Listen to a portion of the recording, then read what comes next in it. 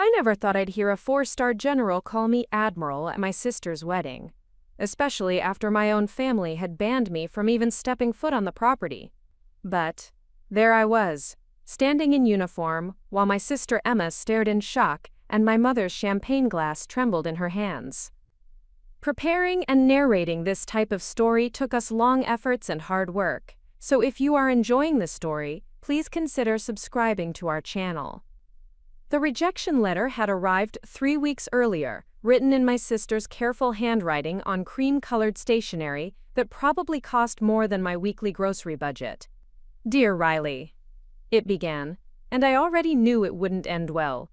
"After much consideration, Marcus and I have decided to keep the wedding small and intimate. We feel it would be best if you didn't attend, given the current circumstances and the impression it might give our guests." Current circumstances. That's what they called my life choices. That's what they called the years I'd spent serving my country while they built their comfortable suburban existences. The impression it might give their guests.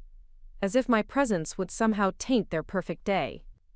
I'd read that letter sitting in my small base apartment, still in my camouflage utilities after a 16-hour training exercise. My hands were still dirty from fieldwork, my hair pulled back in the same tight bun I'd worn for the past 15 years.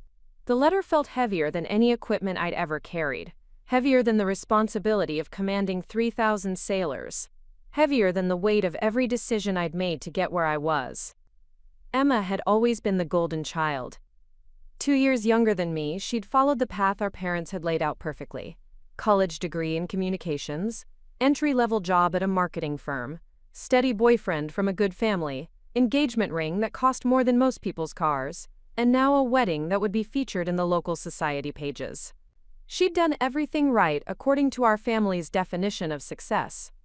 I'd done everything wrong. At least, that's what they'd been telling me for the past 18 years. It started when I was 17 and announced I was joining the Navy instead of going to the state university where my parents had already put down a deposit. The fights that followed shook our house for months. My father, a successful insurance broker, couldn't understand why his daughter would choose military service over a business degree. My mother, who'd spent her entire life climbing social ladders in our small Virginia town, was mortified that her daughter would be playing soldier instead of joining a sorority. "You're throwing your life away," my mother had said, tears streaming down her face the night before I left for boot camp. "You could be anything you want to be, and you're choosing this?" What she didn't understand was that I was choosing exactly what I wanted to be. From the moment I'd stepped into the Navy recruiter's office, I'd felt something I'd never experienced in my carefully orchestrated childhood purpose. Real purpose, not the manufactured importance of homecoming court or debate team trophies. Boot camp had been brutal, but it was the first place I'd ever felt like I truly belonged. The physical challenges that broke other recruits energized me. The mental pressure that sent some people home made me stronger. While my sister was pledging a sorority and choosing her major based on which classes had the most attractive teaching assistants, I was learning to lead, to make decisions under pressure, to carry the weight of other people's lives in my hands. But none of that mattered to my family. When I came home for Christmas during my first year of service, the questions weren't about my training or my responsibilities or the incredible people I was serving alongside.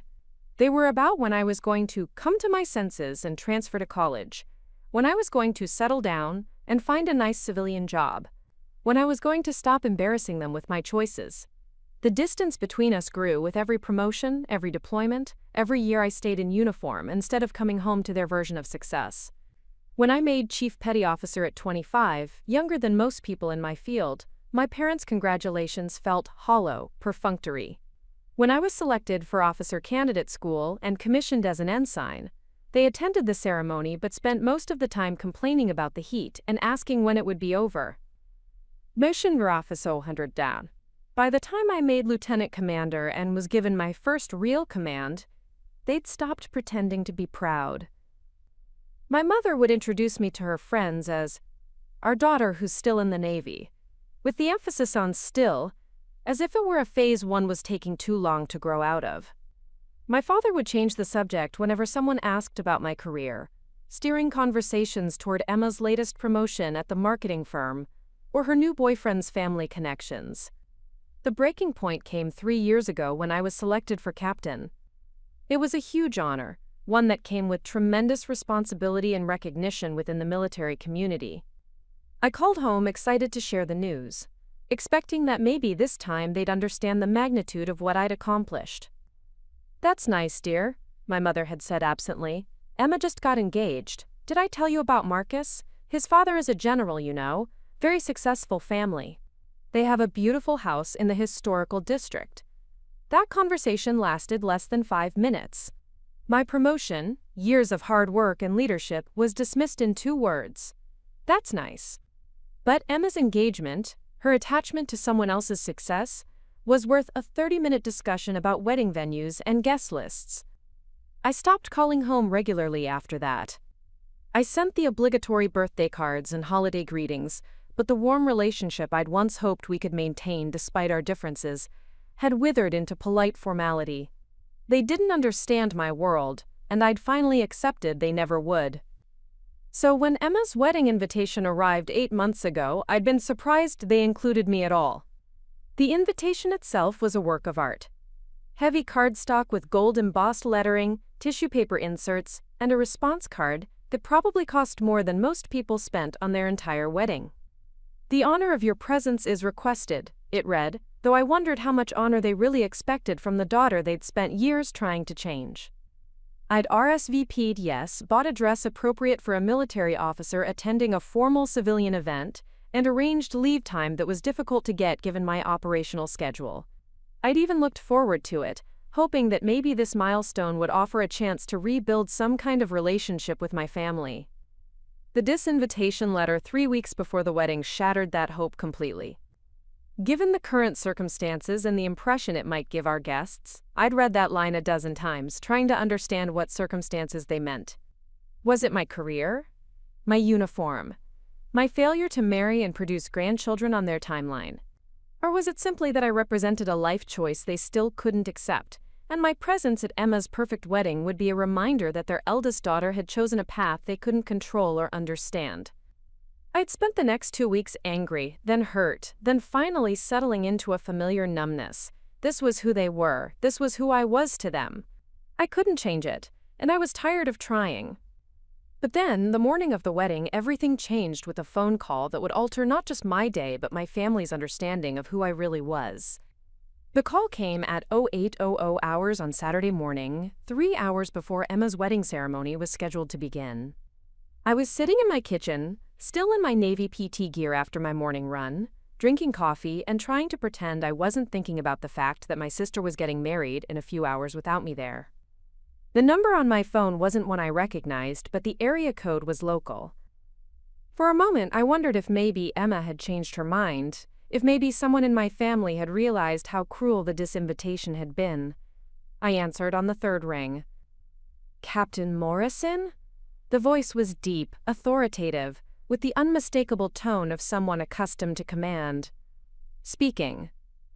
"This is General Marcus Hartwell, United States Army. I believe you know my son Marcus. He's marrying your sister today." My coffee cup stopped halfway to my lips. General Hartwell. Emma's future father-in-law. The man my mother couldn't stop talking about whenever she called, though she'd somehow never mentioned that the successful businessman she always referenced was actually a high-ranking military officer. "Yes, sir, congratulations on your son's wedding." There was a pause, and I could hear papers rustling in the background. "Captain Morrison, I'm calling because I've been doing some research on your family, as any father would before his son marries. I wanted to make sure I understood the guest list, and understood who would be attending today's celebration." My stomach tightened. Had my parents asked him to call? Was this some kind of official confirmation that I wasn't welcome?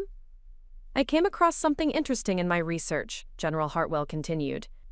"Your name appeared in some military databases I have access to. Riley Morrison, Captain, United States Navy. Quite an impressive record, Captain. Quite impressive indeed." I felt heat rise in my cheeks. "Thank you, sir. I was particularly struck by your service record in the Persian Gulf. That operation you led to evacuate civilians from the embassy compound. That was you, wasn't it? Riley Morrison, then Lieutenant Commander Morrison?" The operation he was referring to had happened 2 years ago, during a period of political instability that had put American civilians at risk. I'd led a team that successfully evacuated 43 people, including 12 children, from a compound that came under attack 6 hours after we'd gotten everyone out. It had been front-page news for about a week, though the Navy had kept most operational details classified. Yes, sir, that was my operation. Outstanding work, Captain, truly outstanding, which is why I'm somewhat confused about something. Here it comes, I thought. He's going to tell me why I'm not welcome at his son's wedding. I've been looking at the guest list for today's ceremony, and I don't see your name anywhere. As a matter of fact, when I asked my son about his new sister-in-law's military service, he looked at me like I'd grown a second head. Seems the family hasn't mentioned your career to him. The confusion in his voice was genuine, and suddenly I realized that Marcus, my sister's fiancé, had no idea what I did for a living. None of them had told him. In all their conversations about the wedding, all their family get-togethers, all the time Emma and Marcus had been together, my service had never come up. Sir, I think there may have been some miscommunication about the wedding arrangements. Captain Morrison, I'm going to ask you a direct question, and I'd appreciate a direct answer. Were you not invited to your sister's wedding? The words stuck in my throat. Saying it out loud to a general, to my sister's future father-in-law, made the rejection feel even more real, more painful. I was initially invited, sir, but the invitation was rescinded. The silence on the other end of the line stretched for nearly 30 seconds. When General Hartwell spoke again, his voice had changed. It was colder, more formal. Captain Morrison, would you be available to attend the wedding ceremony today, as my personal guest?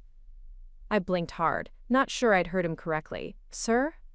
My wife and I would be honored to have you join us for the ceremony. I believe there may have been some oversights in the planning process that need to be corrected. I could hear the steel in his voice, the tone of a man who was used to fixing problems and didn't tolerate incompetence or disrespect. The thought of showing up at Emma's wedding as the general's guest, after being banned by my own family, felt surreal. Sir, I appreciate the offer, but I'm not sure that would be appropriate given the circumstances. Captain Morrison, let me be clear about something. I've spent 32 years in the United States Army. I've served in 3 combat zones and commanded thousands of soldiers. I know what honor looks like, and I know what sacrifice means. What I witnessed in your service record represents the finest traditions of American military service. The idea that a family would not be proud of such service and would not want to celebrate alongside such a person is something I find personally offensive. His words hit me harder than I expected. In all the years of my family's disappointment, I'd never had anyone outside the military community acknowledge what my service meant, what it cost, what it represented. Furthermore, he continued, my son is about to become part of a family that includes a decorated naval officer. He should know that. He should be proud of that. And frankly, Captain, your family should be proud of you. I felt tears threatening for the first time in years. General Hartwell, I don't want to cause any problems at your son's wedding. Captain, the problem already exists. I'm simply proposing to solve it. Would 1,300 hours work for you? The ceremony begins at 1,400 hours, and I'd like to introduce you to a few people beforehand. The military precision of his timing, the assumption that I would say yes, the quiet authority in his voice, it all felt like coming home after years in foreign territory. This was how people in my world communicated. Direct, honest, respectful. Yes, sir, 1,300 hours of work. Outstanding. The ceremony is at Magnolia Manor, 412 River Road. I'll meet you in the parking area and escort you in personally. And Captain? Yes, sir. Wear your dress blues, full decorations. The line went dead, leaving me staring at my phone in my quiet kitchen. Full decorations. He wanted me to wear my dress blue uniform with all my ribbons and medals, to show up at my sister's wedding as exactly what I was, a United States Navy captain with 15 years of distinguished service. I looked at the clock. It was 08:15. I had 4.5 hours to prepare for a wedding I'd been banned from attending, invited by a man I'd never met, to face a family who'd spent years trying to make me into someone else. I thought about the dress I'd bought for the occasion, hanging in my closet with the tags still on. I thought about the careful makeup and hairstyle I'd planned, the civilian version of myself I'd been prepared to present to make my family more comfortable. Instead, I was going to show up in uniform. I was going to walk into my sister's wedding as Captain Riley Morrison, United States Navy, decorated combat veteran, and let them see exactly who their daughter, their sister, their family member really was. For the first time in 3 weeks, I smiled. The next 4 hours passed in a blur of preparation that felt both foreign and familiar.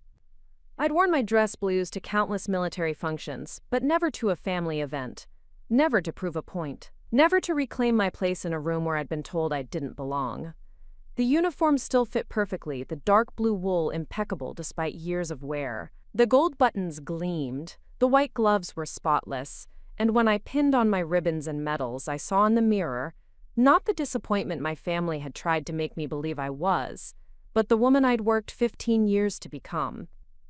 At 1,245 hours, I was in my car, driving toward a confrontation that had been building for years. At 1,300 hours exactly, I would meet General Hartwell and walk into my sister's wedding as myself, completely and unapologetically for the first time in my adult life. Magnolia Manor sat at the end of a winding oak-lined drive like something from a Southern Gothic novel. The antebellum mansion had been restored to pristine condition, its white columns gleaming in the afternoon sun, wraparound porches adorned with cascading flowers that probably cost more than my monthly salary. This was exactly the kind of venue my mother had dreamed about since Emma was in elementary school. Old money elegance, historical significance, the kind of place that whispered, "Important people get married here." I pulled into the parking area at exactly 1,300 hours, my hands steady on the wheel despite the knot in my stomach. The lot was already full of luxury cars, BMW sedans, Mercedes SUVs, a few Audis, and one pristine vintage Jaguar that probably belonged to someone's grandfather who'd made his fortune in tobacco or textiles generations ago. My practical Honda Civic looked out of place among the wealth on display, but I'd learned long ago that the value of a person had nothing to do with the price tag on their vehicle. An Avatad. As I stepped out of my car, I caught my reflection in the window. The woman looking back at me was a stranger to my family but intimately familiar to me. Captain Riley Morrison in full dress blues, 3 rows of ribbons across her chest, the gold surface warfare officer, pin gleaming above her left breast pocket, white gloves pristine, combination cover positioned at the precise angle required by Navy regulations. Every detail was perfect, because in my world, details mattered, precision mattered, standards mattered. "Captain Morrison?" I turned to see a tall man in his late 50s approaching from across the parking lot. He wore his army dress blues with the same precision I wore mine, but his uniform told a story of decades of service at the highest levels. 4 silver stars on his shoulder boards caught the sunlight. General Marcus Hartwell Sr. was not what I had expected based on my mother's descriptions of Emma's future father-in-law. She'd always referred to him as a businessman, never mentioning that his business was defending the United States of America. "General Hartwell, sir." I rendered a crisp salute, which he returned with equal precision. "Please, call me Marcus, we're family now after all." His smile was warm, genuine, with the kind of confidence that comes from a lifetime of earning respect rather than demanding it. "I have to say, Captain, your service record doesn't do justice to seeing you in person. You carry yourself like a warrior." "Thank you, sir. I appreciate your invitation today. Before we go in, I want you to know what you're walking into." His expression grew serious, taking on the gravity of a commander briefing his troops before a mission. "I had a conversation with my son this morning about your service. Apparently your family has never mentioned that you're a Navy captain. Marcus thought you worked in some kind of administrative job for the government. When I told him about your combat record, your decorations, your command responsibilities, he was shocked doesn't begin to cover it." The confirmation that my family had actively hidden my military service from Emma's fiancé felt like a physical blow. It was one thing to minimize my achievements in casual conversation. It was another to completely misrepresent who I was to the man who was about to become my brother-in-law. "I also spoke with your parents this morning," General Hartwell continued, his voice taking on an edge that suggested that conversation hadn't gone well.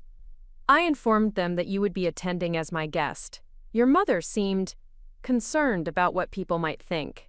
Your father suggested that perhaps a military uniform wasn't appropriate for a civilian wedding. I felt my jaw clench involuntarily. Even now, even with a 4-star general advocating for me, they were more worried about appearances than about honoring their daughter's service to her country.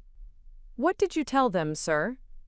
I told them that Captain Riley Morrison, United States Navy, would be attending my son's wedding in full dress uniform, and that I considered it an honor to have such a distinguished officer present for the occasion. I also mentioned that I'd be introducing you to several other guests who would be very interested to meet you. The way he said it suggested that my parents' concerns about appearances were about to become very real, just not in the way they'd imagined. Sir, I want to be clear about something. I didn't come here to cause a scene, or to embarrass anyone. I came because you asked me to, and because I believe your son deserves to know who he's marrying into, but I won't disrupt Emma's wedding day. General Hartwell studied my face for a long moment, and I could see him evaluating my words, my posture, my intentions, with the practiced eye of someone who'd spent decades reading people under pressure. Captain, do you know what I see when I look at you? No, sir. I see someone who has spent 15 years putting duty before self, honor before comfort, service before personal gain. I see someone who has earned every ribbon on that uniform through sacrifice and dedication. I see exactly the kind of person I would want my son to be proud to call family. He paused, then added quietly, "What I don't see is someone who should have to hide who she is to make other people comfortable." As we walked toward the manor, I could see guests beginning to gather on the side lawn where the ceremony would take place. White chairs arranged in perfect rows, an archway covered in white roses and baby's breath, a string quartet warming up near the gazebo where Emma and Marcus would exchange vows. Everything was picture perfect, designed to photograph beautifully for the society pages. "There's something else you should know," General Hartwell said as we approached the main entrance. "I've invited a few colleagues to join us today. Good friends who wanted to meet the officer who led that embassy evacuation operation. Word tends to get around in our community about exceptional performance under fire." My steps faltered slightly. "Sir, you didn't need to." "Captain Morrison, when was the last time someone in your family celebrated your achievements?" The question stopped me cold. I thought back through years of promotions, commendations, successful operations, leadership positions. When had any of them ever truly celebrated what I'd accomplished? When had they ever gathered people together to honor my service the way they were gathering today to honor Emma's marriage? "I can't remember, sir." "Then it's long overdue." We walked through the manor's front doors, into a world of crystal chandeliers, marble floors, and flower arrangements that cost more than most people's monthly rent. Guests in expensive suits and designer dresses mingled in the foyer, champagne glasses in hand, voices carefully modulated to the level appropriate for refined society. This was my mother's natural habitat, the kind of environment where appearance mattered more than substance, where connections trumped character, where the right last name opened more doors than the right actions. I felt several pairs of eyes turn toward us as we entered, and I could see the moment when people registered my uniform. Conversations paused mid-sentence. Heads turned. The careful social choreography of the pre-wedding gathering shifted to accommodate something unexpected. A military officer, in full dress uniform where only civilians were expected. "Marcus!" A woman's voice called from across the room, and I saw my mother approaching with the kind of determined smile that suggested she was operating in crisis management mode. She wore a pale blue dress that probably cost more than my dress uniform, her hair perfectly styled, her makeup flawless. She looked every inch the mother of the bride, except for the slight tightness around her eyes that suggested she was not pleased with this development. "General Hartwell, how wonderful to see you." She air-kissed his cheek with practiced social grace, then turned to me with a smile that didn't reach her eyes. "Riley, darling, what a surprise!" "Hello, Mother. I didn't realize you were planning to wear your work clothes to Emma's wedding." The dismissal in her voice, the way she reduced my uniform to work clothes, the implication that my presence was somehow inappropriate. It all hit exactly the way it was intended to. But before I could respond, General Hartwell stepped closer to my mother, his posture shifting subtly into something more formal, more commanding. "Mrs. Morrison, I believe there may be some confusion about your daughter's position in the United States Navy." My mother's smile became even more strained as she glanced between General Hartwell and me, clearly trying to navigate a social situation that had veered far from her carefully planned script. Around us, I could feel other guests beginning to take notice of our conversation, their own discussions quieting as they sensed tension in the air. "Oh, we're very proud of Riley's service," my mother said with the kind of hollow enthusiasm she'd perfected over the years. "It's just that today is about Emma and Marcus, and we thought it would be better to keep things simple." Simple. General Hartwell repeated the word, with the precision of someone dissecting a particularly poor strategy proposal. "Mrs. Morrison, I'm curious. When you told my son about his future sister-in-law, what exactly did you tell him about Riley's career?" The color drained slightly from my mother's face. She'd been caught, and she knew it. "Well, we mentioned that she works for the government." "Works for the government."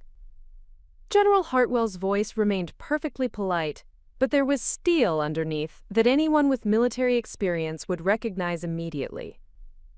"Mrs. Morrison, your daughter doesn't work for the government. She commands over 3,000 sailors in one of the most challenging operational environments in the world.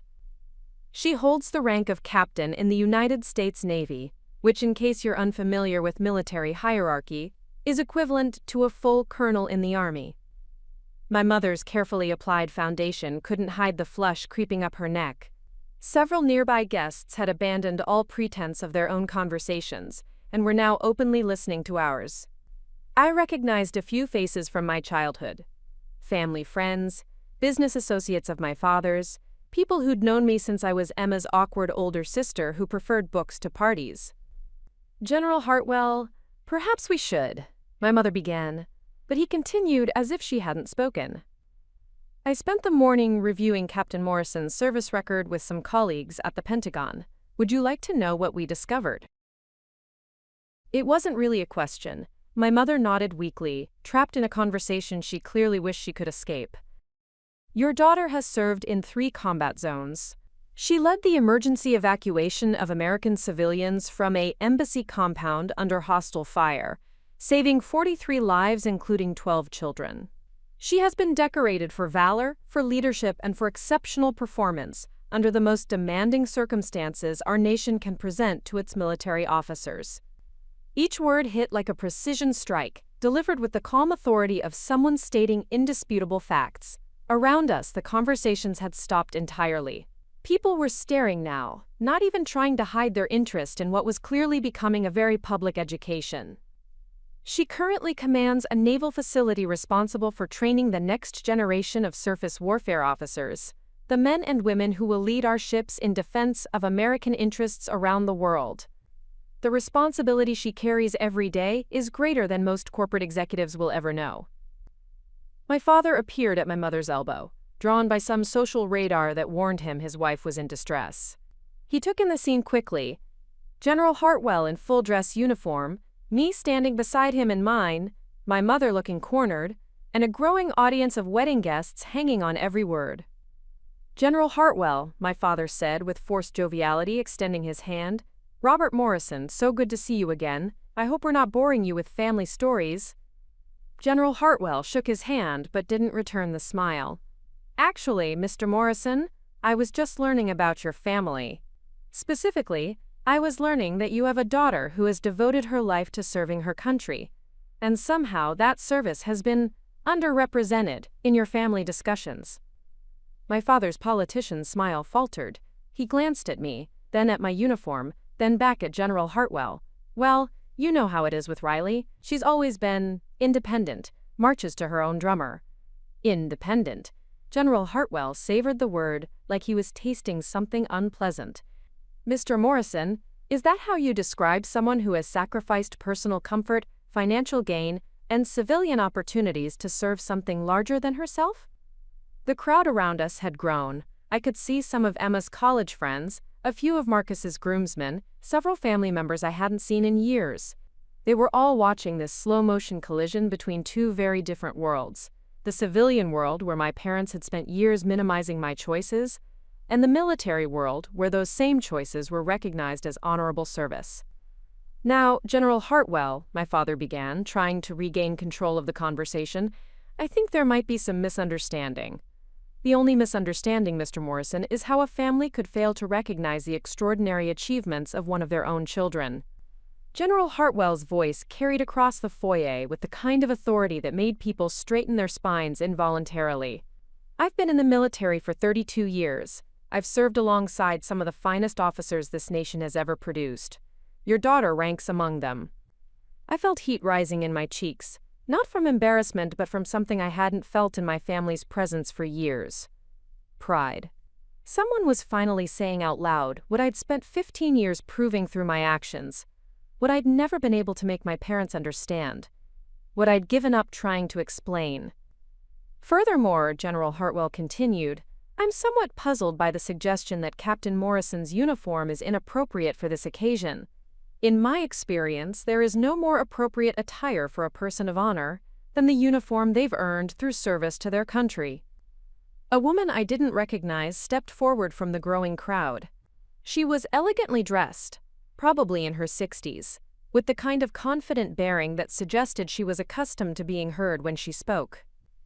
"Excuse me," she said, addressing General Hartwell, "did you say Captain Morrison led that embassy evacuation in the Persian Gulf? The one that was in all the papers 2 years ago?" "Yes, ma'am, that was Captain Morrison's operation." The woman turned to look at me with new interest, and I could see recognition dawning in her eyes.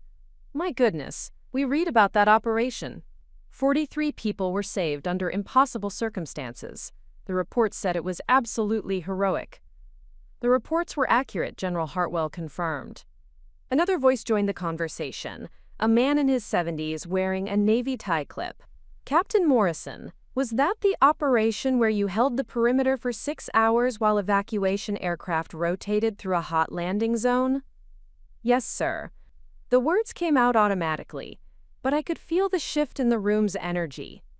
These people weren't looking at me as Robert and Margaret Morrison's problematic daughter anymore. They were looking at me as the officer who had performed a mission they'd read about in newspapers, a mission that had saved American lives under fire. My mother looked like she wanted to disappear into the marble floor. My father kept glancing around the room, clearly trying to calculate how to manage this unexpected turn in his daughter's reputation among his social circle. "Margaret," the older woman said, turning to my mother with something that might have been an accusation in her voice, "you never mentioned that Riley was the officer who led that rescue operation. When we read about it in the Washington Post, James and I were saying what remarkable courage that must have taken." "Well, Riley never talks about her work much," my mother managed weakly. "Perhaps," General Hartwell observed with devastating politeness, "that's because no one ever asked." The silence that followed General Hartwell's observation stretched like a taut wire ready to snap. My mother's face had gone from flushed to pale, and I could see her hands trembling slightly as she clutched her champagne glass. My father stood frozen beside her, his usual smooth social confidence completely abandoned as he processed the fact that his daughter's military service was becoming the center of attention at what was supposed to be Emma's perfect day. "Mom? Dad?" Emma's voice cut through the tension like a blade. I turned to see my sister approaching from the side entrance that led to the bridal preparation rooms. Still in her silk robe, but with her hair and makeup already finished to perfection. Behind her trailed Marcus Jr. in his dress blues. He was a captain in the army, I realized, noting his rank insignia. The sight of him in uniform next to Emma in her bridal robe created a strange parallel to me standing next to his father. Emma's eyes swept across the scene, the crowd of guests, my parents looking cornered and uncomfortable, General Hartwell standing at attention beside me, and me in my navy dress blues. I watched her face carefully, trying to read the emotions that flickered across her features. Surprise, certainly, confusion, and something else I couldn't quite identify. "Riley?" she said, her voice small and uncertain. "I didn't. I thought you weren't. Captain Morrison is here as my personal guest. General Hartwell said smoothly before anyone else could speak. When I learned that Marcus was gaining such a distinguished officer as a sister-in-law, I insisted she join us for the celebration. Marcus Jr. stepped forward, his eyes fixed on my uniform with the kind of recognition that only came from military training. He was reading my ribbons and medals with the automatic expertise of someone who understood what each one meant, what each one cost. "Holy shit," he breathed, then immediately flushed red. "I'm sorry, Captain Morrison, is that a silver star?" I nodded, feeling oddly detached from the conversation. The Silver Star was my second highest decoration, earned during a rescue operation that had gone sideways when our helicopter took enemy fire. I'd never talked about it with my family. They'd never asked, and I'd learned not to volunteer information about my service that they clearly didn't want to hear. "And a Bronze Star with V device," Marcus Jr. continued, his voice gaining intensity as he identified each ribbon. "Navy Commendation Medal with Combat V, Combat Action Ribbon. Captain Morrison, how many combat deployments have you completed?" "4 operational deployments," I replied. 3 in combat zones." Emma's mouth fell open slightly. She stared at me as if seeing me for the first time, taking in the uniform, the decorations, the recognition in her fiancé's voice as he catalogued achievements she'd never known I possessed. "Riley," she said slowly, "Marcus never told me you were. Mom said you worked in administration for the Navy." The betrayal in her voice wasn't directed at me. It was directed at our parents who had spent years carefully editing my life story to remove anything that might reflect too much credit on choices they disapproved of. I could see her mind working, putting together pieces of conversations, remembering things that suddenly made more sense. "Emma, darling," my mother began, her voice artificially bright, "perhaps we should let you get back to your preparations. The ceremony starts in less than an hour." But Emma wasn't moving. She was staring at me with an expression I'd never seen before, something that looked almost like awe. "The embassy evacuation," she said suddenly. 2 years ago. We saw it on the news. Mom, remember? You said it was remarkable that someone so young was in charge of such an important operation." She turned to our mother with a dawning realization. "That was Riley, wasn't it?" My mother's silence was enough. "Jesus Christ," Marcus Jr. said, his military bearing momentarily forgotten in his shock. "Dad, you said the officer who led that op was one of the finest you'd encountered in your research. You said it was textbook leadership under impossible circumstances." General Hartwell nodded gravely. "Your sister-in-law's son, Captain Riley Morrison." The crowd around us had swelled to include most of the early arriving guests. I could hear whispered conversations, people explaining to others what they'd just learned, the story spreading through the pre-wedding gathering like wildfire. The carefully controlled social atmosphere my mother had orchestrated was dissolving into something much more raw and real. "I need to sit down," Emma said suddenly, her face pale beneath her professionally applied makeup. Marcus Jr. immediately guided her to a nearby chair, his protective instincts kicking in, but his eyes never left my uniform. "Captain Morrison," he said, his voice now carrying the formal respect one officer showed another, "I owe you an apology. I had no idea who you were. If I had known—" "You had no way of knowing," I replied evenly. "The information wasn't shared with you." The simple statement hung in the air like an indictment. Marcus Jr. looked from me to my parents, and I could see him processing not just what he'd learned about me, but what it meant that he'd been kept in the dark about it. "Mrs. Morrison," he said, turning to my mother with barely controlled confusion, "why wouldn't you tell me that Riley is a decorated combat veteran? Why wouldn't you mention that she's a captain? When you said she worked for the government, I assumed." "We thought it would be simpler," my father interjected, finally finding his voice. "Riley's always been private about her work. We didn't want to make a big fuss." "A big fuss?" General Hartwell's voice cut through my father's explanation like a sword through silk. "Mr. Morrison, your daughter has devoted 15 years of her life to serving her country. She has risked her life to save others. She has earned the respect of her peers and superiors through exceptional performance, under the most demanding circumstances imaginable. That's not making a fuss. That's honoring someone who has earned honor." Emma stood up suddenly, her silk robe rustling around her feet. She walked toward me slowly, her eyes never leaving my face. When she reached me, she stopped just close enough that we could speak without the crowd overhearing. "Riley," she said quietly, "I need to ask you something, and I need you to tell me the truth." I nodded. "When I sent you that letter, telling you not to come to the wedding, was it because Mom and Dad told me things about your life that weren't true?" The question hit me harder than I'd expected. I looked into my sister's eyes, the same green eyes I'd grown up with, the eyes that had looked up to me when we were children before our paths diverged so dramatically, and saw something I hadn't seen there in years. She was asking not as the golden child who'd always done everything right, but as someone who was beginning to realize that maybe she'd been wrong about something important. "Emma," I said carefully, "what exactly did they tell you about my career?" She glanced over at our parents, then back at me. "They said you'd never really found your direction, that you were still figuring things out, that you worked at some kind of desk job for the Navy, but it wasn't really a career, more like you were just filling time until you decided what you really wanted to do with your life." Each word was like a physical blow. 15 years of service reduced to quote, filling time. A command position overseeing thousands of sailors described as figuring things out. My decorations, my achievements, my sacrifices, all erased to create a narrative that made my family more comfortable with choices they'd never understood. "That's not true," I said simply. Emma's eyes filled with tears, and for a moment she looked like the little sister I remembered from childhood, rather than the society bride she'd become. "Riley, I'm so sorry. I had no idea. If I had known—" "You would have what?" I asked gently. "I would have been proud of you," she whispered. "I would have wanted everyone to know that my sister is a hero." The word hero hung in the air between us like something fragile and precious.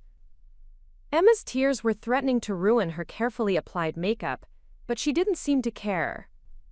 Behind her, I could see Marcus Jr. watching our exchange with growing understanding, his face cycling through emotions as he processed what he was learning about his new family. "Emma," I said softly, "I never needed you to think I was a hero. I just needed you to know who I really was." She reached out tentatively, as if she wasn't sure she had the right to touch me anymore, and placed her hand on my arm. The fabric of my dress blue uniform felt strange under her fingers. Foreign, official, nothing like the casual clothes she was used to seeing me wear during our infrequent family gatherings. "But I don't know who you really are," she admitted, her voice breaking slightly. "I thought I did, but everything I thought I knew was— God, Riley, they made you sound like you were lost, like you were drifting through life without purpose. They made it sound like joining the Navy was just another one of your phases that you were taking too long to grow out of." The pain in her voice was genuine, and I realized that Emma had been as much a victim of our parents' narrative as I had been. She'd made decisions about our relationship based on information that was deliberately misleading, designed to maintain their version of family harmony rather than reflect the truth about who I'd become. "Your phases," Marcus Jr. said, his voice tight with something that might have been anger. "Emma, what phases? What exactly did your parents tell you about Riley's service?" Emma looked back at our parents, who were standing several feet away but clearly straining to hear our conversation. The crowd around us had grown even larger, and I realized that what had started as a private family confrontation was becoming a very public revelation. "They said she'd always been rebellious," Emma said, her voice growing stronger as she worked through her thoughts. "That she joined the military to prove a point, not because she actually wanted to serve.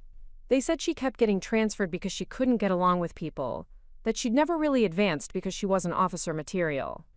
Each lie hit me like a physical blow. Not only had they minimized my achievements, they'd actively constructed a false narrative that painted me as a problem soldier, someone who couldn't succeed even in the career I'd chosen over their objections. "They said," Emma continued, her voice rising as her realization grew, "that you were still just an enlisted sailor doing paperwork somewhere. They said you'd never made anything of yourself, and that's why you never came home anymore." "Enlisted sailor doing paperwork," General Hartwell repeated, his voice carrying across the foyer with deadly precision. The conversations around us stopped completely as every guest turned to listen. Mrs. Morrison, are you telling me that you described a United States Navy captain, a commanding officer responsible for thousands of personnel, as an enlisted sailor doing paperwork? My mother looked like she wanted to melt into the marble floor. We simplified things for Emma's sake. Military ranks are confusing for civilian families. Confusing? General Hartwell's eyebrows rose. Mrs. Morrison, captain is not a confusing rank. It's one of the most respected leadership positions in the American military. What's confusing is how a family could misrepresent their daughter's achievements so completely. Marcus Jr. stepped forward, and I could see the full weight of his military training in his posture. When he spoke, it was with the voice of an officer who was accustomed to dealing with unacceptable situations. Mr. and Mrs. Morrison, he said formally, I need to understand something. Are you telling me that you've spent years lying to your family about Riley's military service? That you've deliberately misrepresented her rank, her achievements, and her dedication to make her seem like a failure? The directness of his question cut through all the social niceties and diplomatic language that had been masking the real issue. This wasn't about wedding etiquette or family harmony anymore. This was about honor, truth, and the systematic destruction of someone's reputation by the people who should have been defending it. We never lied, my father said defensively, finally finding his voice. We didn't see the need to go into every detail about Riley's work. The military isn't really our world, and Emma was building her own life. We didn't want to complicate things. Complicate things, I repeated quietly, feeling something shift inside me.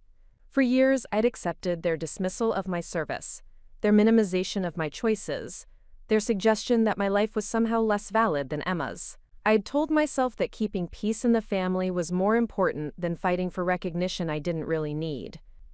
But standing there in my dress blues, surrounded by people who understood what my ribbons meant, what my rank represented, what my service had cost, I realized that I'd been complicit in my own erasure. I'd let them reduce me to a footnote in the family story because it was easier than fighting for my place in it. You didn't want to complicate things, I said, my voice carrying clearly across the now silent foyer.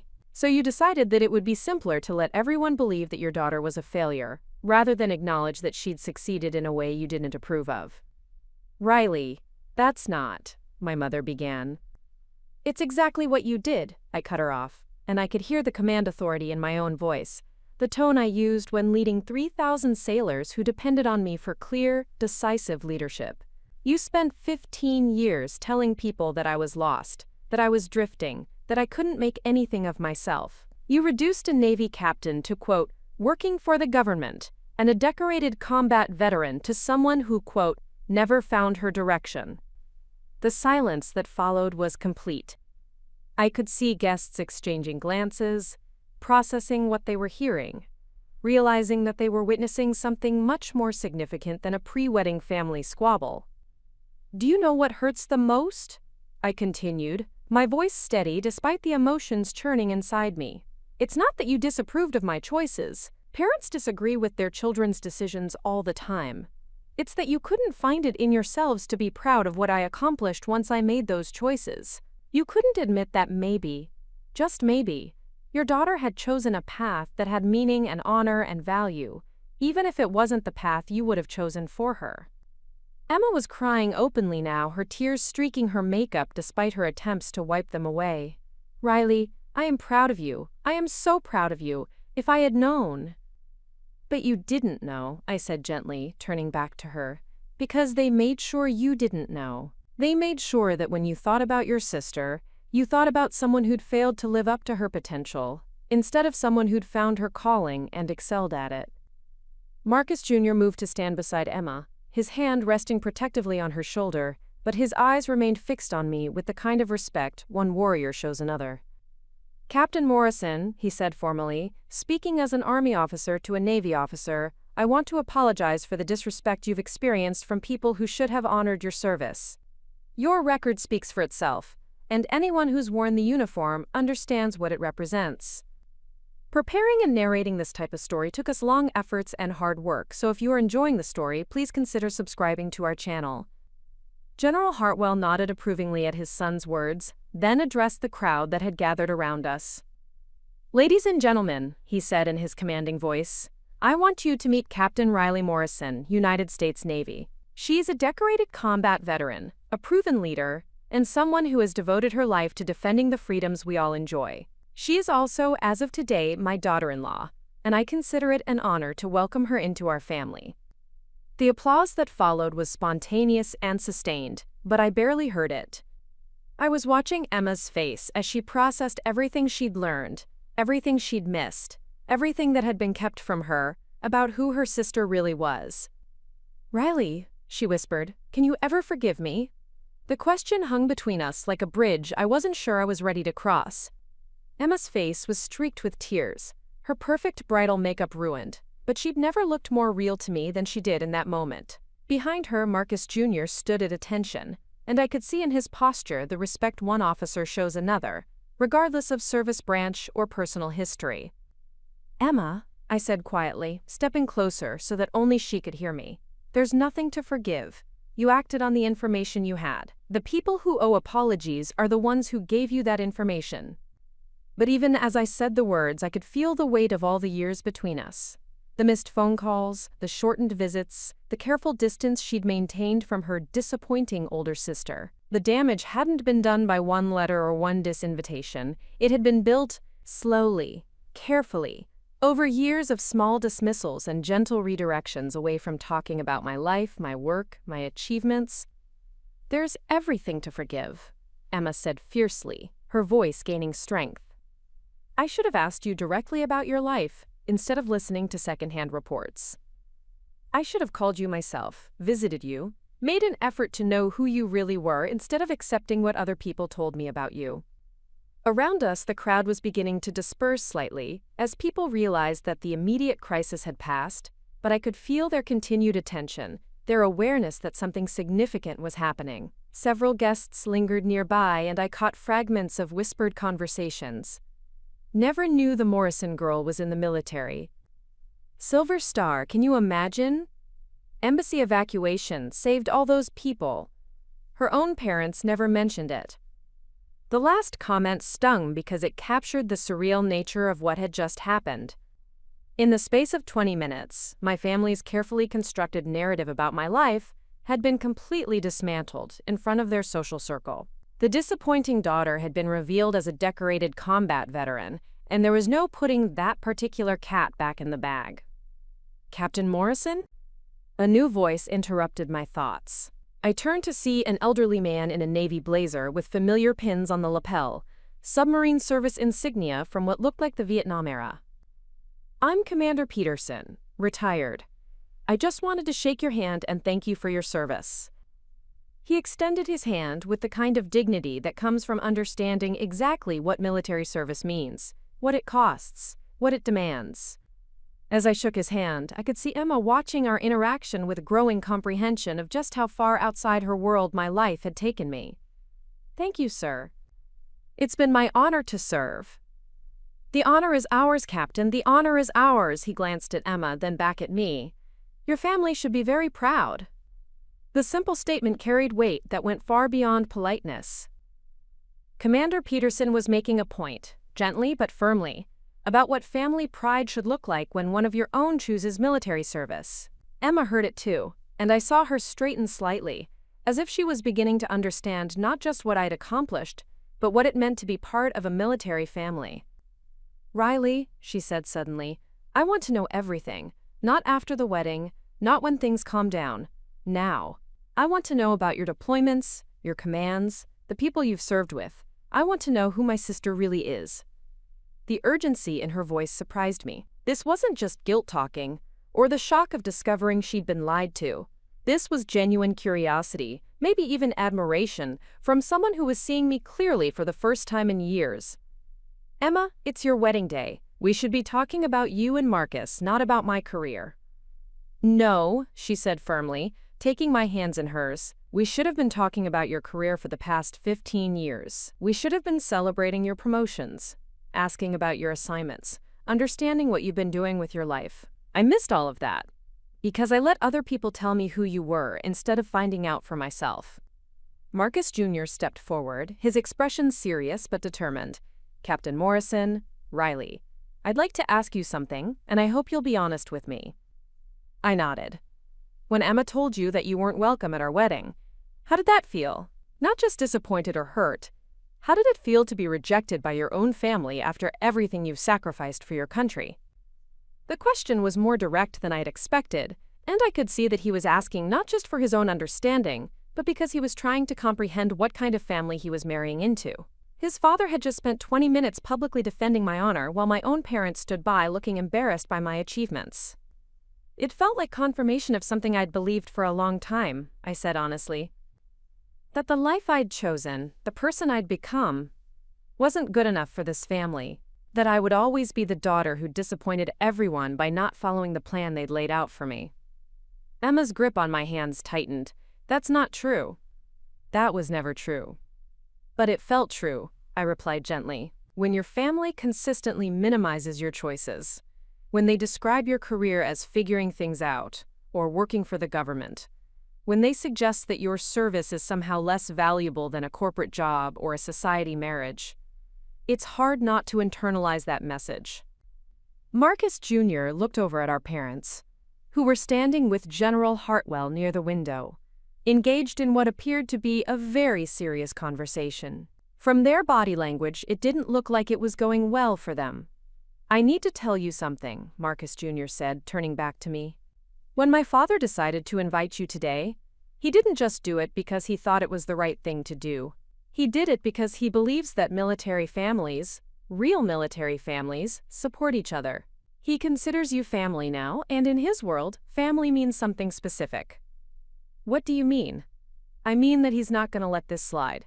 What your parents did, misrepresenting your service, hiding your achievements, making you feel like you had to choose between your family and your calling, that goes against everything he believes about how military families should operate." As if summoned by our conversation, General Hartwell approached our group. His expression was carefully neutral, but I could see the tension in his jaw that suggested his talk with my parents hadn't resolved anything to his satisfaction. "Captain Morrison," he said formally, "I've just finished speaking with your parents about the importance of family unity, particularly in military families. I'm afraid we may have some philosophical differences about what that means." Emma looked between General Hartwell and our parents with growing alarm. "What kind of philosophical differences?" "Your parents seem to believe that family harmony is best maintained by not acknowledging achievements that make other family members uncomfortable," General Hartwell said with the precision of someone choosing his words very carefully. "I believe that family harmony is best maintained by celebrating each member's contributions and supporting their chosen paths, even when those paths differ from our own preferences." The diplomatic language couldn't mask the fundamental conflict he was describing. My parents valued appearance and social conformity above truth.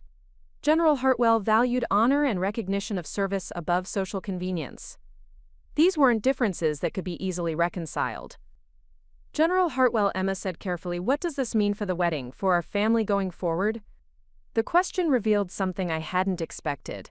Emma was beginning to understand that this wasn't just about clearing up a misunderstanding. This was about fundamental values, about what kind of family she wanted to be part of, about whether she would continue to enable the patterns that had shaped our family dynamics for years. "Emma," General Hartwell said gently, "that's entirely up to you and Marcus. But I want you to understand something clearly. Captain Morrison is not just your sister anymore. She's my daughter-in-law, and she will be treated with the respect her service has earned, regardless of how others choose to acknowledge that service." The weight of General Hartwell's words settled over our small group like a declaration of war disguised as a family discussion. Emma's eyes widened as she processed what he was really saying, that he was prepared to defend my honor even if it meant creating conflict within the family she was marrying into. Marcus Jr. stood straighter, and I could see him mentally preparing for the kind of difficult conversation that military families sometimes had to navigate when civilian relatives didn't understand the bonds that service created. "Dad," Marcus Jr. said quietly, "maybe we should take this somewhere more private." But General Hartwell shook his head. "Son, there's nothing private about honor. Captain Morrison's service record is a matter of public record. Her achievements speak for themselves. What's been done here today, the systematic misrepresentation of her career, The deliberate minimization of her sacrifices, that's not a private family matter. That's a failure to respect the uniform and everything it represents. I felt a flutter of anxiety in my chest. This had escalated far beyond what I'd expected when I'd agreed to attend the wedding. I'd come here thinking I might have a quiet conversation with Emma, maybe get some closure on years of family tension. Instead, I'd inadvertently triggered a confrontation between two very different philosophies about family, duty, and respect. "General Hartwell," I said carefully, "I appreciate your support more than I can express, but I don't want to be the cause of conflict on Emma and Marcus's wedding day." "Captain Morrison," he replied, his voice carrying the kind of authority that made it clear this wasn't a discussion, "you are not the cause of this conflict. The conflict was created by people who chose to dishonor your service, rather than admit they were wrong about your life choices. You are simply the catalyst that brought an existing problem into the light." Emma looked stricken. "This is my fault. If I hadn't sent that letter, if I hadn't believed what I was told without questioning it." "Emma," I said firmly, "this is not your fault. You were working with the information you had. The fault lies with people who deliberately gave you false information." But even as I said it, I knew that the blame couldn't be laid entirely at our parents' feet. Emma was an adult who could have reached out to me directly at any point in the past 15 years. She could have asked me about my work, my assignments, my experiences. She could have made an effort to understand my world instead of accepting secondhand reports about it. "The question now," General Hartwell continued, "is how we move forward. Emma, in 30 minutes you're going to walk down that aisle and marry my son. When you do, you'll become part of a military family. A family that understands what service means, what sacrifice looks like, what honor demands. Are you prepared for that?" The question wasn't rhetorical. General Hartwell was asking Emma to make a choice, right here, right now, about what kind of family member she wanted to be. Would she continue the patterns that had allowed my service to be minimized and dismissed, or would she step into a new understanding of what it meant to be connected to the military community? Emma began, then stopped. She looked at me, then at Marcus Jr., then at General Hartwell. "I don't know what you mean. I mean, I understand that Marcus is in the Army, and I'm proud of his service, but you haven't thought about what that really means," Marcus Jr. said gently. "Emma, when you marry me, you're not just marrying a soldier. You're joining a community that spans generations, that connects families across the country and around the world. My father isn't just asking if you're ready to support my career. He's asking if you're ready to be part of something larger than yourself." I could see Emma struggling with concepts she'd never had to consider. Military families operated by different rules than civilian families. We understood that service came with costs, long separations, dangerous assignments, the constant possibility of loss. We also understood that those costs were worth paying because the cause was larger than any individual family's comfort or convenience. "Let me ask you a different question," General Hartwell said, his voice gentler but no less serious. "Emma, when Riley deploys, and she will deploy again because that's what naval officers do, will you understand why she can't come home for Christmas? When she's promoted to Admiral, and she will be, because her record indicates that level of potential, will you celebrate her achievement, or will you minimize it because it makes other people uncomfortable?" The questions were hypotheticals, but they illustrated real challenges that military families faced. Emma would have to choose between the comfortable patterns she'd grown up with and the demanding realities of a life connected to military service. "I want to celebrate her achievements," Emma said slowly. "I want to understand her world, but I don't know how to do that. I don't know what questions to ask or how to support someone whose life is so different from mine." "You start by asking," I said simply. "You start by calling and saying, 'Tell me about your work,' instead of accepting other people's summaries of it. You start by visiting and seeing for yourself what my life looks like instead of assuming it matches the picture you've been given." "But you never invited me to visit," Emma protested. "You never talked about your deployments or your commands or any of it." She was right, and the admission stung. I'd been so wounded by my family's dismissal of my choices that I'd stopped trying to share my world with them. I'd built walls around my military life, keeping it separate from my family relationships because it hurt too much to have my achievements minimized or my sacrifices dismissed. "You're right," I admitted. "I stopped trying to include you because it felt like you weren't interested." When I tried to talk about my work and was met with silence or subject changes, I learned to keep it to myself. I was interested, Emma said, her voice breaking slightly. I just didn't know how to ask.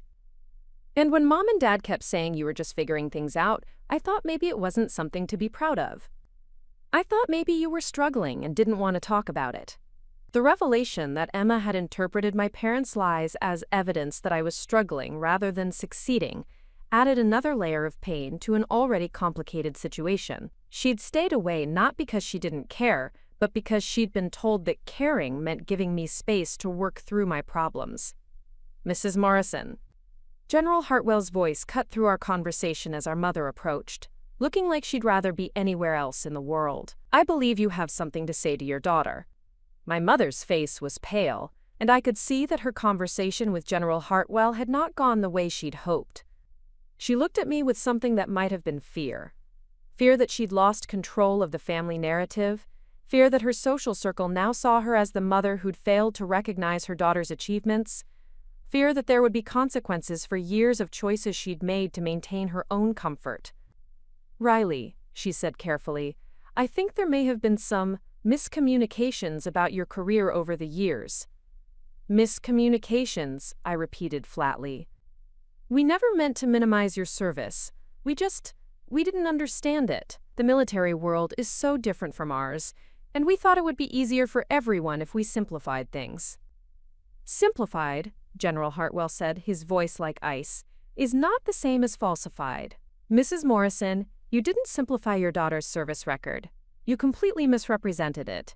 There's a difference between not understanding something and actively spreading false information about it. My mother flinched at his tone, but I felt something unexpected, pity. She'd built her entire social identity around maintaining appearances, controlling narratives, and managing impressions. The idea that her daughter's achievements might reflect well on the family had never occurred to her, because those achievements existed in a world she didn't understand and couldn't control.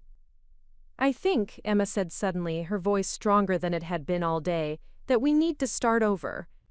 Emma's declaration hung in the air like a challenge thrown down at the feet of everyone present. The phrase "start over" could mean so many things.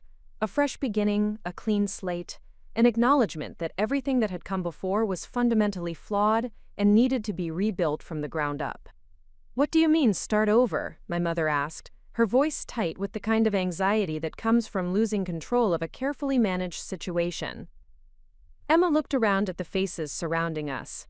General Hartwell with his military bearing and unwavering principles, Marcus Jr. standing at attention beside her, our parents looking increasingly uncomfortable as their social world shifted beneath their feet, and me in my dress blues representing a life they'd never tried to understand.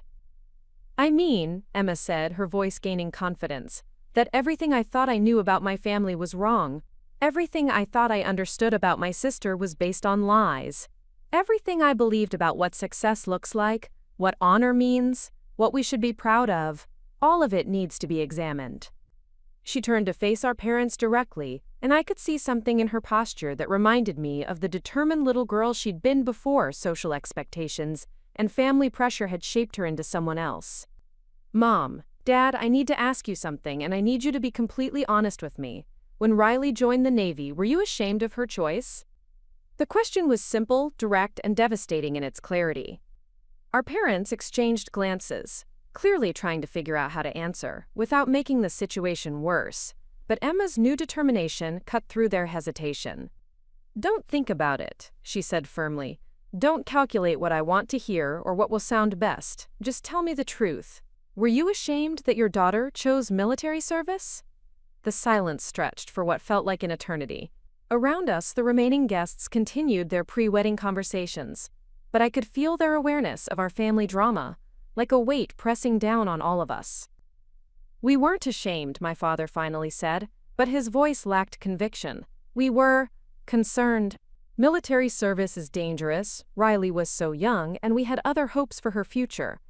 Other hopes, Emma repeated. What kind of other hopes? College, marriage, a family, my mother said quietly. A stable life where we could understand what she was doing, where she'd be safe, where we could be part of her world. The honesty of the admission surprised me. For the first time, my mother had articulated something that sounded like genuine concern rather than social embarrassment. She'd wanted a daughter whose life she could understand and participate in, and my choice of military service had taken me into a world that was completely foreign to her. "But those were your hopes," Emma said, her voice gentle but relentless. "What about Riley's hopes? Did you ever ask her what she wanted from her life?" "Of course we did," my father protested. "But she was 17 years old. 17-year-olds don't always know what's best for them." "She's 32 now," General Hartwell observed dryly. "At what point were you planning to acknowledge that she might have known what was best for her after all?" The question cut to the heart of something that had poisoned my relationship with my parents for years. They'd never been able to admit that my choice of military service had been the right choice for me, that I'd found my calling and excelled at it, that their fears about my future had been unfounded. "Marcus," Emma said, turning to her fiancé, "I need to ask you something too. When your father told you about Riley's service record this morning, what did you think?" Marcus Jr. straightened, clearly understanding that this wasn't just a casual question, but something that would shape their marriage going forward.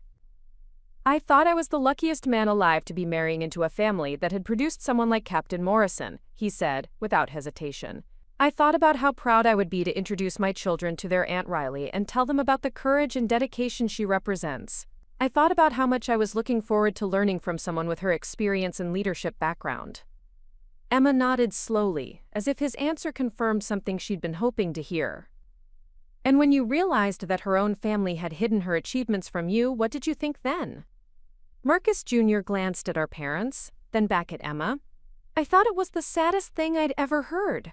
I thought about all the conversations we could have had, all the stories I could have learned, all the respect and admiration I could have shown her, if I'd known who she really was.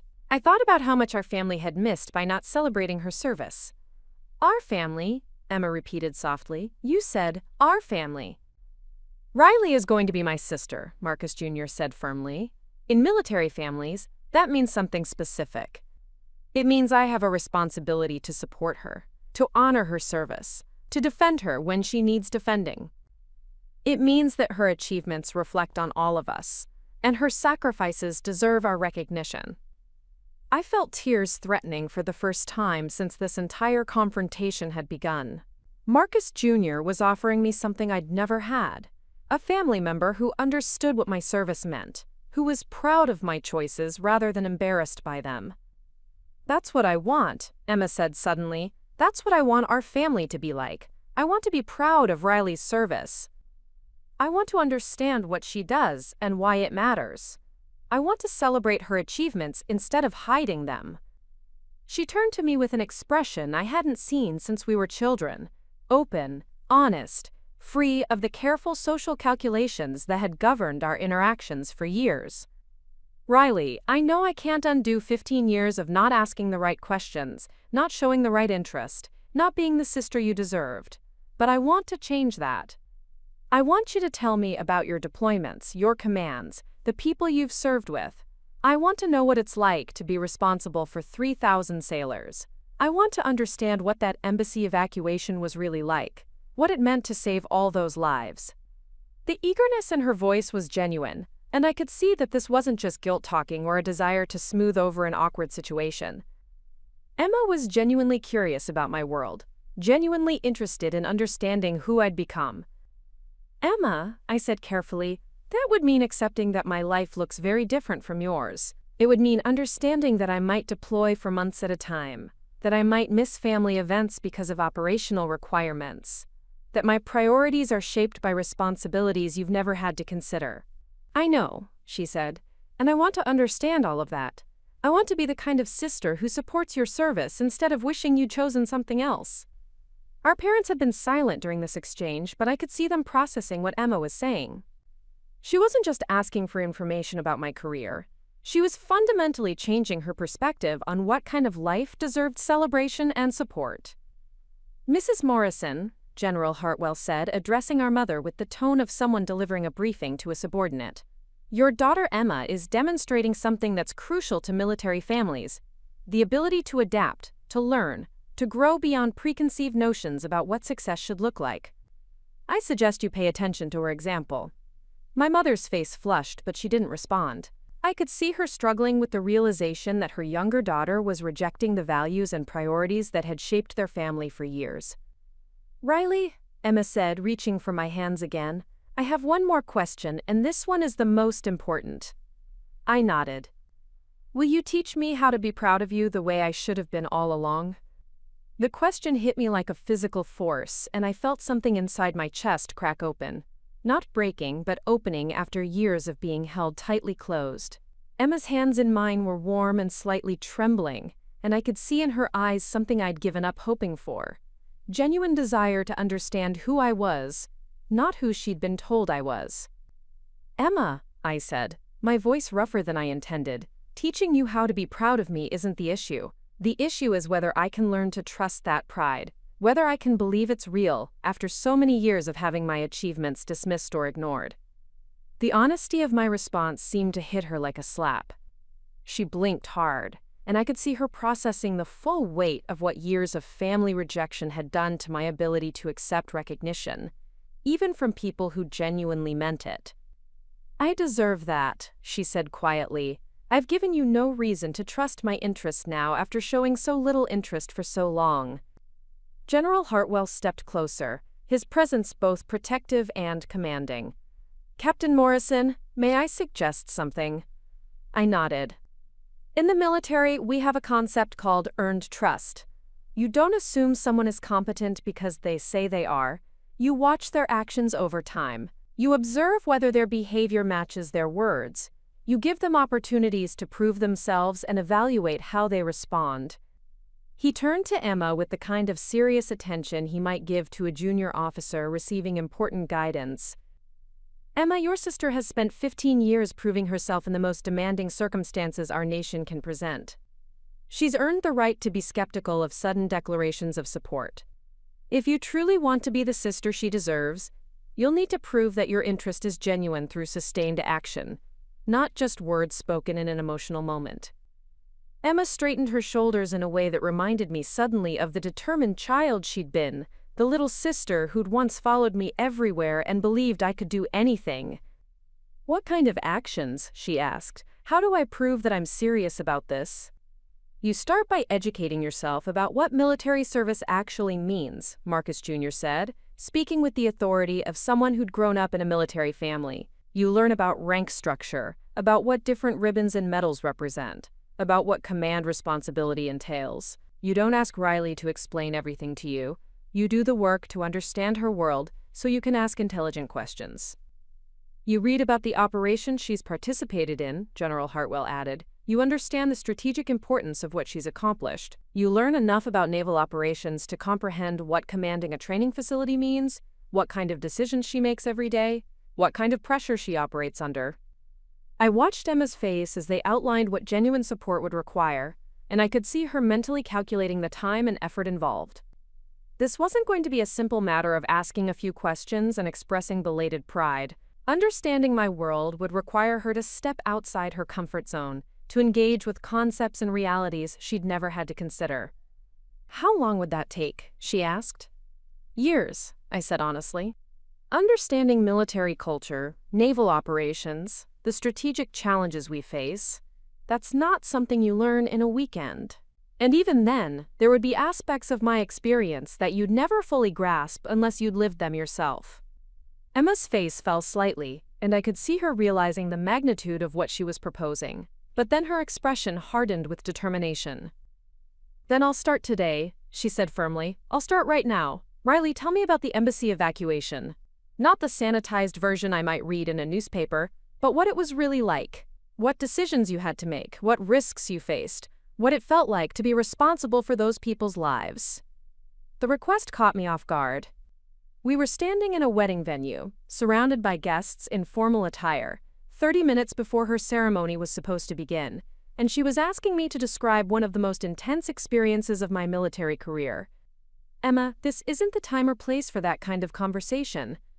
"Why not?" she challenged me. "When would be the right time?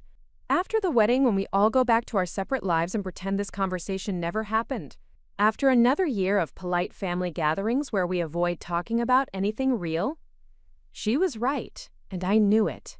If we waited for the right moment to have difficult conversations, we'd end up waiting forever. The wedding venue was unconventional, but the opportunity was real. The evacuation happened during a period of political instability, I began, surprised to hear myself speaking. Intelligence suggested that the American embassy compound might come under attack, but the timing was uncertain. We had approximately 43 civilians who needed to be extracted, including 12 children, but the window for safe evacuation was closing rapidly. Emma listened with an intensity I'd never seen from her before, her eyes fixed on my face as if she was afraid of missing a single word.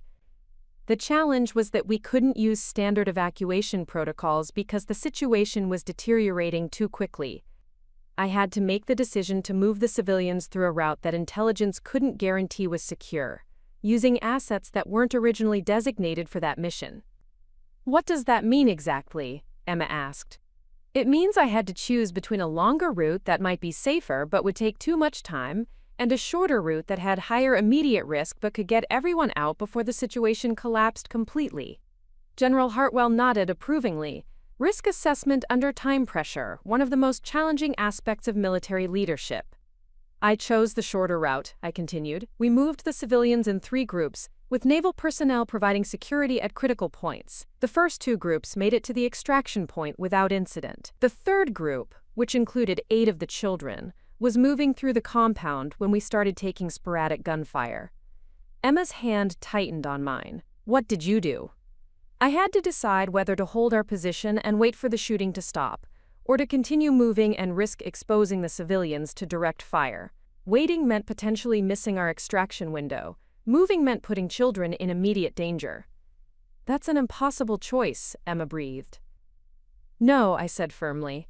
It was a command decision. Impossible choices are luxuries that military leaders don't have. We make the best decision we can with the information available, and then we execute that decision with complete commitment. What did you choose? I ordered the movement to continue, but I repositioned our security to provide better cover for the civilians. We got everyone to the extraction point with minutes to spare. The compound came under heavy attack 6 hours later. Emma was quiet for a long moment, processing what I'd told her. When she spoke again, her voice was soft with something that might have been awe. Those 43 people are alive because of decisions you made under pressure most people can't imagine. Those 43 people are alive because of the training and dedication of every sailor who participated in that operation, I corrected. Military operations succeed because of teams, not individuals. But you were the one who had to make the command decisions, Marcus Jr. observed. You were the one who bore ultimate responsibility for their lives. Yes. And you were 29 years old when that happened, Emma said slowly.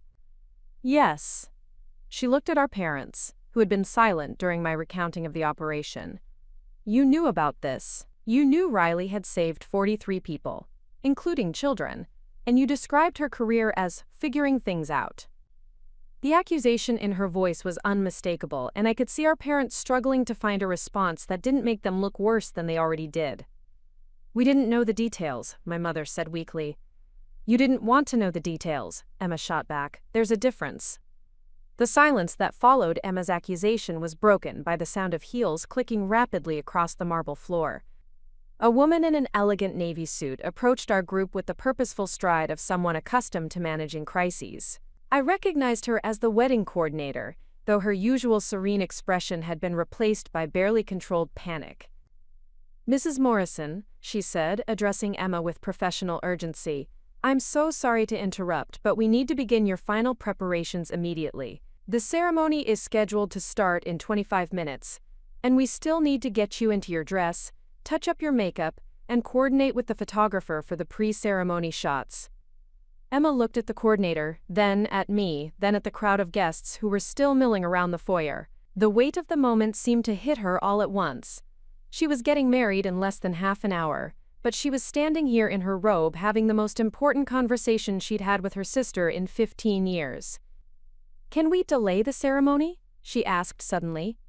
The coordinator's eyes widened. Delay the ceremony? Mrs. Morrison, we have over 200 guests, a string quartet, catering staff, photographers. The logistics of a delay would be… How long would you need? General Hartwell interrupted, his command presence immediately taking control of the situation. Emma looked at me with desperate intensity. Riley, I need to finish this conversation. I need to understand what I've missed, what I've ignored, what I need to learn. I can't walk down that aisle and start my marriage without knowing who my sister really is. The request was unprecedented, and I could see the wedding coordinator calculating the chaos that would ensue from delaying a formal wedding by any significant amount of time. But I could also see that Emma was serious. This wasn't a momentary emotional outburst, but a genuine recognition that she'd reached a crossroads that couldn't be ignored. Emma, I said carefully, getting married is one of the most important decisions of your life. Don't let a conversation with me overshadow that. It's not overshadowing it, she said firmly. It's part of it. Marcus, tell her. Marcus Jr. stepped forward, his military bearing evident even in this chaotic situation.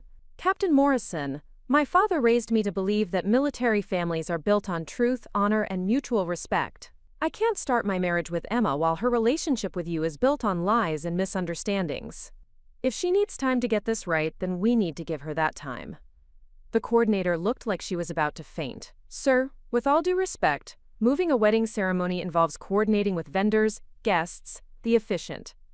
How much time do you need? General Hartwell asked Emma directly, ignoring the coordinator's logistical concerns. An hour, Emma said without hesitation. Maybe 2. I need Riley to tell me about her career, her deployments, what her life has been like. I need to understand what I should have been asking about all these years. And I need to apologize, she added, turning to me, not just for the wedding invitation, but for 15 years of not being the sister you deserved, for not fighting harder to understand your world, for accepting other people's versions of your life instead of demanding to hear your own. The raw honesty in her voice cut through my defenses completely. This wasn't just about curiosity or guilt. Emma was recognizing that our entire relationship had been built on a foundation of willful ignorance and deliberate misrepresentation. 2 hours, General Hartwell announced to the coordinator with the tone of someone issuing orders. The ceremony will begin at 1,600 hours instead of 1,400 hours. Make the necessary adjustments. Sir, I'm not sure that's...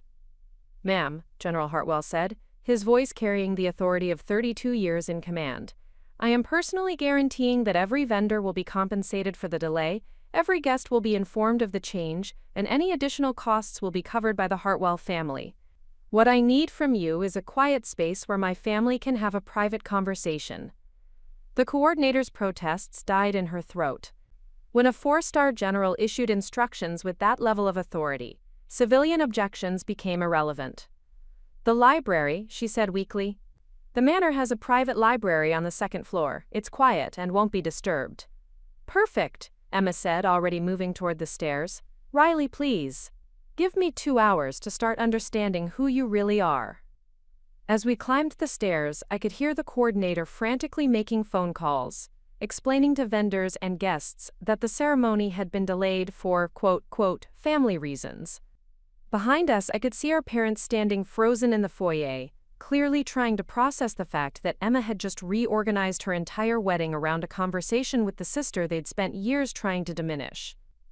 The library was everything. The rest of the manor was elegant, expensive, and designed to impress. Floor-to-ceiling bookshelves, leather furniture, and tall windows that looked out over perfectly manicured gardens. But Emma ignored the grandeur completely, settling onto a sofa and pulling me down beside her. Start from the beginning, she said. Tell me about boot camp.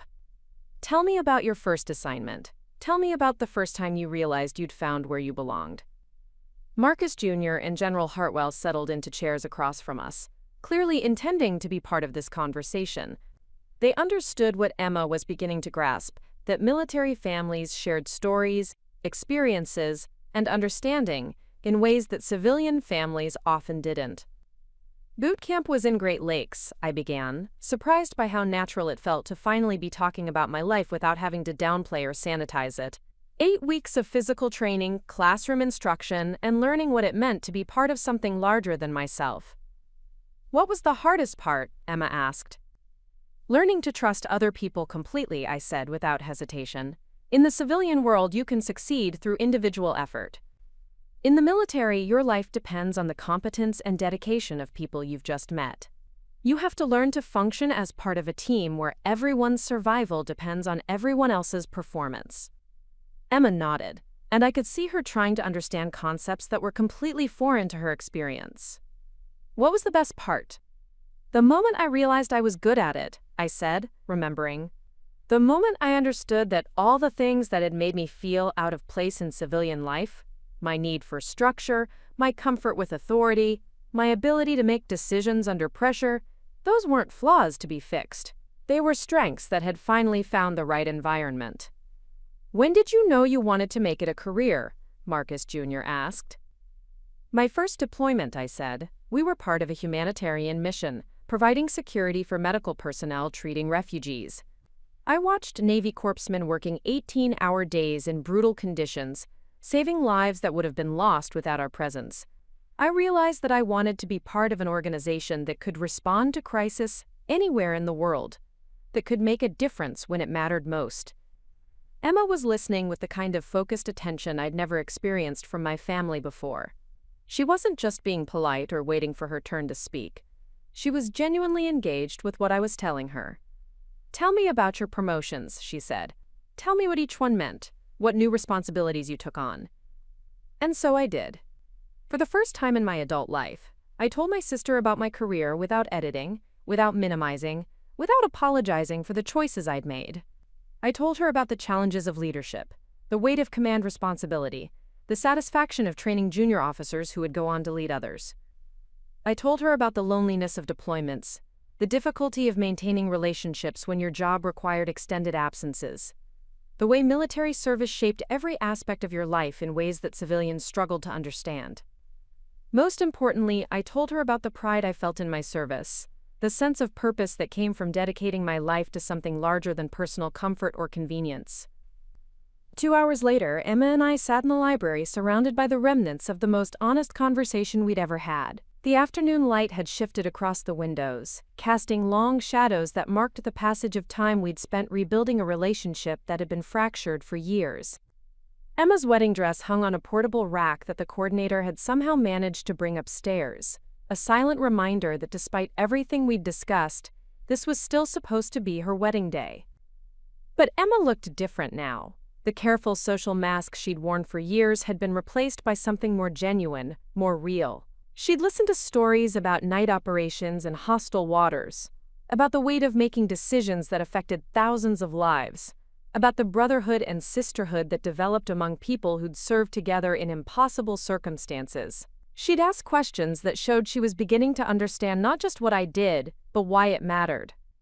"Riley," she said quietly, "I need to ask you something, and I need you to be completely honest with me." I nodded, noting that this was becoming a pattern in our conversation, moments where Emma demanded truth instead of the comfortable lies our family had built our relationships on. "Do you think less of me because I chose a conventional life, because I followed the path Mom and Dad laid out instead of finding my own way like you did?" The question caught me off guard. In all our years of family tension, I'd never considered that Emma might feel judged by my unconventional choices, just as I'd felt judged by her conventional ones. "Emma, no, I've never thought less of you for choosing marriage and a traditional career. My problem was never with your choices. It was with the way my choices were dismissed and minimized." She nodded slowly, but I could see there was more she needed to say. "I think I chose the conventional path partly because I was afraid," she admitted. "Afraid of disappointing Mom and Dad the way you did when you joined the Navy. Afraid of striking out on my own and failing. Afraid of being the daughter they worried about instead of the daughter they were proud of." The confession revealed something I'd never understood about our family dynamics. I'd always seen Emma as the favored child who could do no wrong, but she'd experienced the pressure of those expectations as a kind of prison that limited her options as much as my parents' disapproval had limited mine. "But you didn't fail," I pointed out. "You built a successful career, found love, created the life you wanted." "Did I?" she asked. "Or did I just follow a script that was written for me?"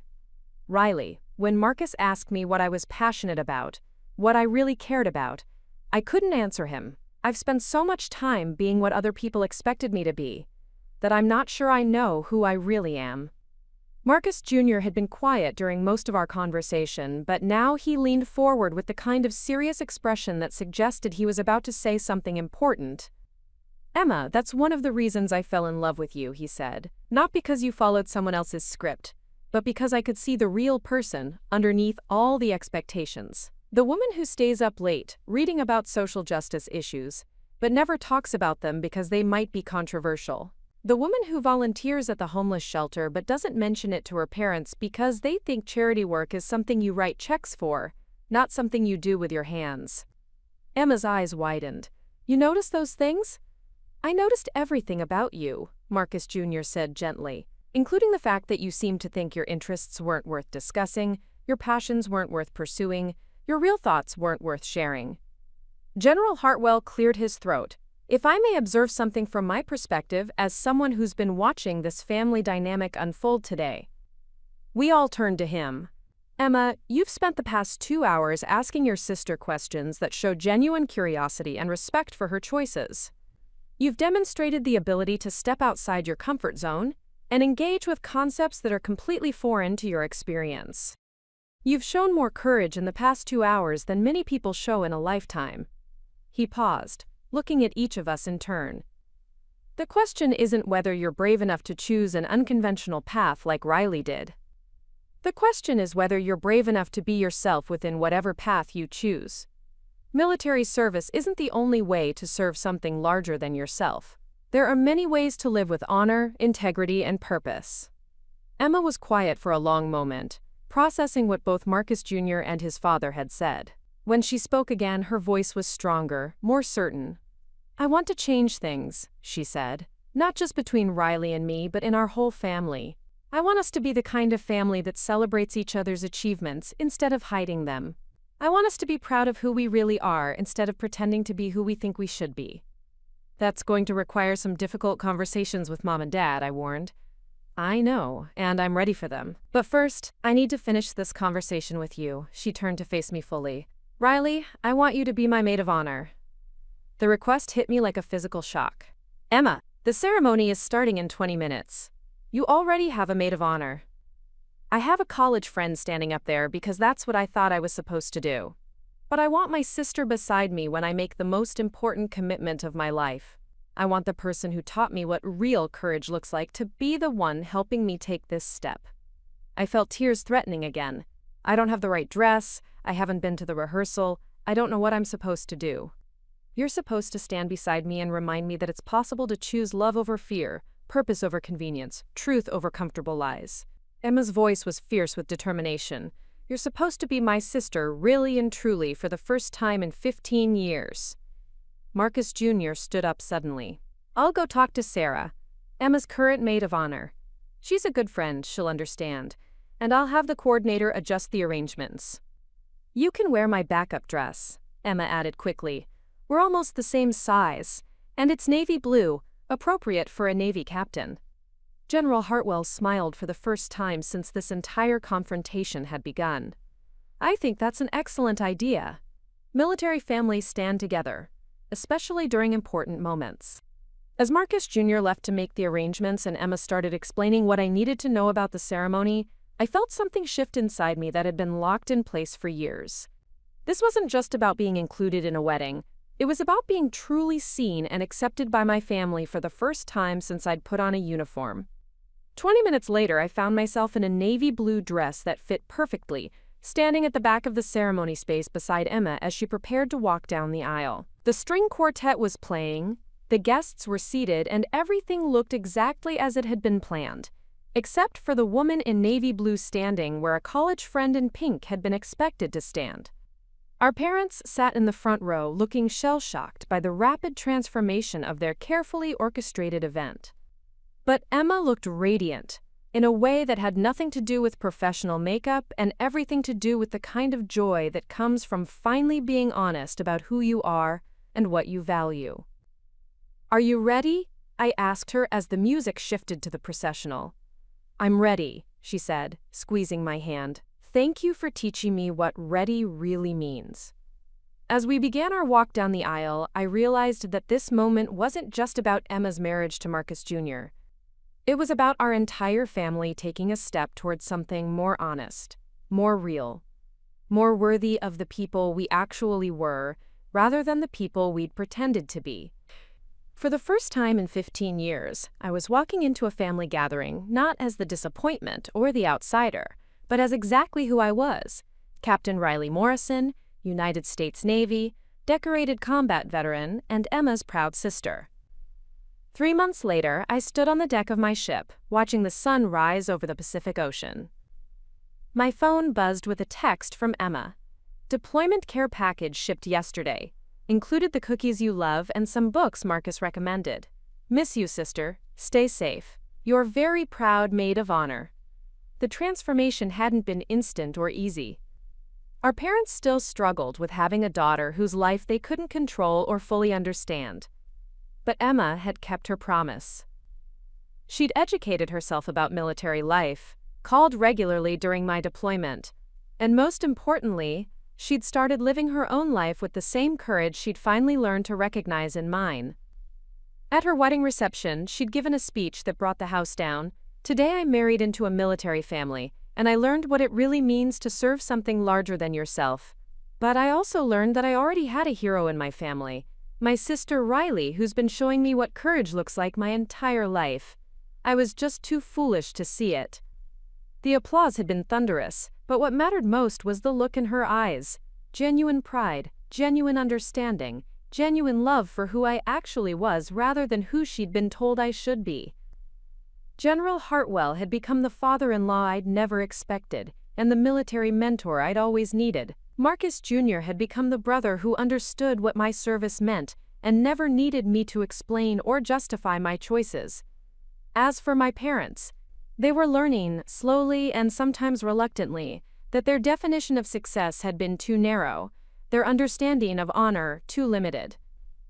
But Emma had become the sister I'd always hoped for and finally found. If this story of family, honor, and finding your true worth inspired you, please hit that subscribe button and share your own stories of overcoming family expectations in the comments below. Your support helps us bring you more real stories about real courage. Until next time, remember, sometimes the people who love you most need to learn how to love who you really are.